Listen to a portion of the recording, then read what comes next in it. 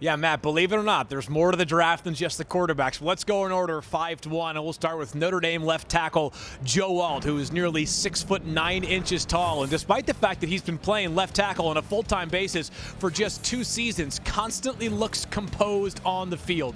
An excellent pass protector who will put on some more strength to become an even bigger weapon in the running game as well. Has great bloodlines as well as the son of former Chiefs Pro Bowl guard in the NFL. Next up, Brock Bowers, 7th overall on my big board, the Georgia tight end who might be the best run-after-catch player in the entire NFL draft. Certainly the best tight end prospect by a mile in this NFL draft. The only 2-time Mackey Award winner at the college football level. One of the cleanest prospects in this entire draft class. Could be a top 12 pick by the time the night gets rolling.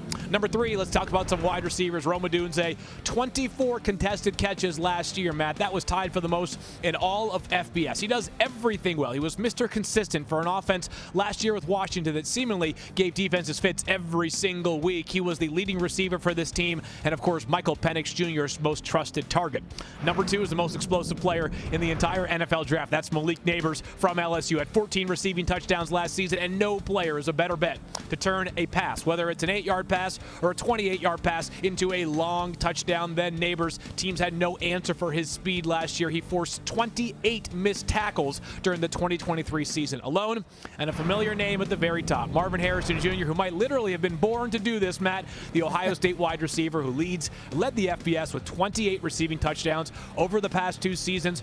There's no hole in his game. He is pro-ready. He has excellent size. He has excellent body control. And while he never had a verified time speed during the pre-draft process, you put on the tape, you know this kid is plenty fast to run away from even NFL defensive players. Get out of here with this 40. Like, football fast is the only fast that should matter when it comes to taking these players. Correct. And I was so proud of you. You started with Alt and Bowers, some real meat and potatoes guy, but then you went shiny toy with the receivers. I get it. That's the star power. I can't help it. But hey, the board's the board, Matt. The board is the board, and the board don't lie, at least if you put together a good board.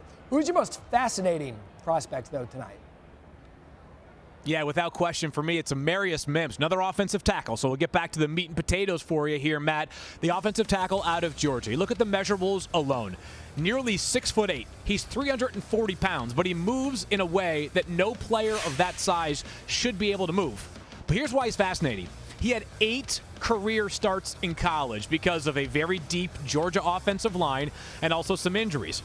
He played a total of 803 snaps for the Bulldogs. That's fewer than Joe Alt played this last season alone at Notre Dame. Incredibly talented young player, has a huge upside. The question will be how much time will it take for him to become the fully formed version of himself? As a result of that upside, Matt, it would not surprise me if he goes somewhere in the teens tonight because teams all over the draft board need offensive tackle reinforcements. Measurables, too. Largest wingspan at the combine this year. He has everything you want for a franchise tackle except the starts. You know a team's going to snag him and try to get him done. Field Yates, great stuff. We'll be with you throughout the 3 hours.